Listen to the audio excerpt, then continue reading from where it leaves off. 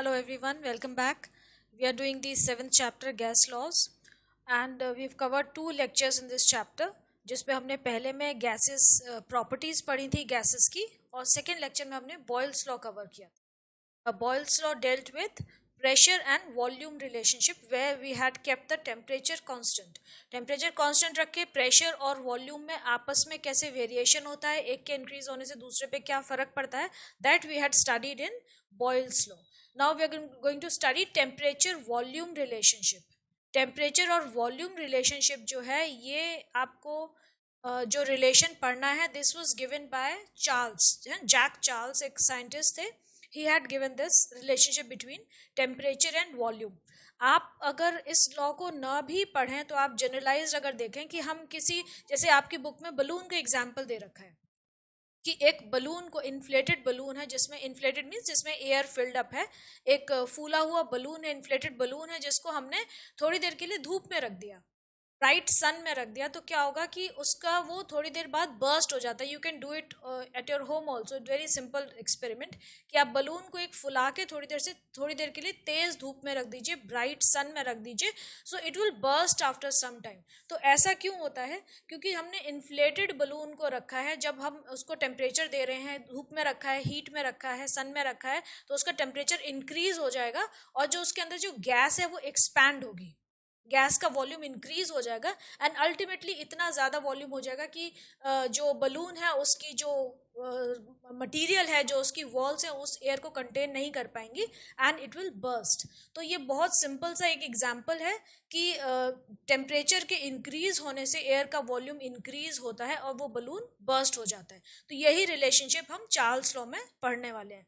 आपकी बुक में दे रखा है कि when an inflated balloon is left in bright sun, it bursts. This is because the air inside the balloon expands with the rise in temperature. तो इसको हम, इस स्टेटमेंट को अगर हम जनरलाइज्ड फॉर्म में देखें तो हम ऐसे कह सकते हैं कि in general an increase in temperature at constant pressure causes an increase in volume. आपने प्रेशर को कांस्टेंट रखा है. हम देखो इस चैप्टर में तीन जो एंटिटीज हैं उनके बीच में रिलेशन पढ़ रहे हैं, P V and T, pressure volume and temperature की रिलेशनशिप पढ़ रहे हैं हम यहाँ पे, गैस लॉज जिसके बेसिस पे बने हैं.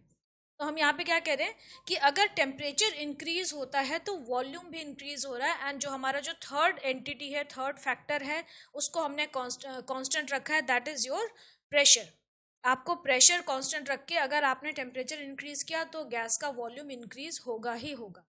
और इसके ऑपोजिट कन्वर्स भी ट्रू होगा, that a decrease in temperature at constant pressure causes a decrease in volume. अगर इसका जस्ट इन्वर्स करेंगे, कन्वर्स स्टेटमेंट देखेंगे तो क्या हो जाएगा कि टेम्परेचर डिक्रीज किया, प्रेशर हमारा कांस्टेंट है, तो आपका वॉल्यूम जो है गैस का वो भी डिक्रीज हो जाएगा. So this is what is Charles law is all about.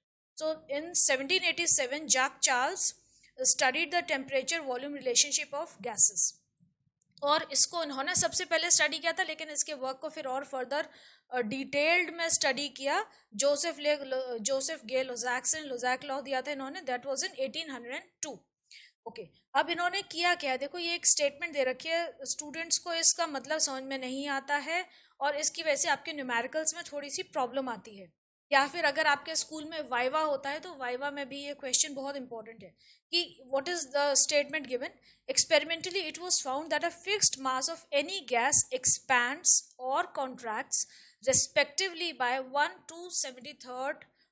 by 273rd of its volume at 0 degree centigrade for each degree Celsius rise or fall in temperature, provided the pressure remains constant. ये आपकी statement दे रखी है. अब इस statement का मतलब क्या है, देखो ये क्या कह रहे हैं कि कोई भी आपने गैस लिया है, any, you can take any gas, जब हम उसको 0 डिग्री सेंटीग्रेड पे अगर उस गैस को रखें और उसके पूरे वॉल्यूम को, जो उसका जितना भी वॉल्यूम है, कोई भी आपने गैस ले ली, ए बी सी डी, हमने ए ले ली यहाँ पे, और उसको हमने 0 डिग्री सेंटीग्रेड पे रखा है, तो उसका जितना भी वॉल्यूम होगा उसको आप 273 पार्ट्स में डिवाइड कर लीजिए. उस गैस का जितना भी वॉल्यूम है 0 डिग्री सेंटीग्रेड पे, उसको 273 पार्ट्स में अगर आप डिवाइड करेंगे तो क्या होगा कि उसका फिर 1 पार्ट ले लीजिए. अब हमने उस गैस का टेम्परेचर चेंज कर दिया, पहले 273 पार्ट्स में डिवाइड किया 0 डिग्री सेंटीग्रेड पे, अब हम उस गैस को किसी डिफरेंट टेम्परेचर पे अगर ले रहे हैं तो सपोज हमने 50 डिग्री पे रख दिया उस गैस को। अब जब वो 50 डिग्री से 51 डिग्री पे जाएगी तो उसका जो वॉल्यूम इंक्रीज होगा वो कितना होगा, जो इस 273 पार्ट्स हमने डिवाइड किए थे तो 1 पार्ट का जितना वॉल्यूम है वही उसका इंक्रीज होगा for every degree rise in temperature. आप 50 से 51 करेंगे, 51 से 52 करेंगे, 52 से 53 डिग्री सेंटीग्रेड करेंगे, तो जो भी वॉल्यूम इंक्रीज हो रहा है that is equal to one of these parts. जो हमने गैस को ओरिजिनली 273 पार्ट्स में डिवाइड किया था एट 0 डिग्री सेंटीग्रेड, वही उसका इंक्रीज इन वॉल्यूम होता है, 1 पार्ट इंक्रीज होता है। तो स्टूडेंट्स इसमें ये दो टेम्परेचर देख के कंफ्यूज हो जाते हैं कि हम सपोज 50 डिग्री पे रखा हुआ है हमने, तो 50 से हमने बोला अभी आपको कि 50 से 51 पे जब जाएगी ये गैस हीट करने पे, तो इसका जो वॉल्यूम इंक्रीज हो रहा है ये 1 पार्ट इंक्रीज होगा। जो हमने 273 पार्ट्स में टोटल गैस के वॉल्यूम को डिवाइड किया था 0 डिग्री सेंटीग्रेड पे, तो ये दो टेम्परेचर्स डिफरेंट है।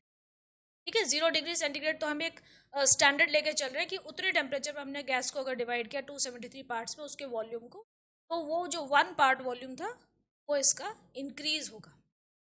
ठीक है, for every degree rise in temperature. Every degree reduce करेंगे फॉल होगा तब भी उतना ही वॉल्यूम रिड्यूस होगा। That is why we have said that for every degree rise or fall in temperature, this much 1 by 273 of its volume increases or decreases, and the जो हमारा variable जो है कांस्टेंट जो रहेगा that is pressure. Pressure should not very, pressure हमारा यहाँ पे constant रहेगा। यहाँ पे हम वॉल्यूम और टेम्परेचर की रिलेशनशिप पढ़ रहे हैं जब प्रेशर हमारा कांस्टेंट है, तो इसके बेसिस पे चार्ल्स लॉ की एक डेफिनेशन क्या हो जाएगी,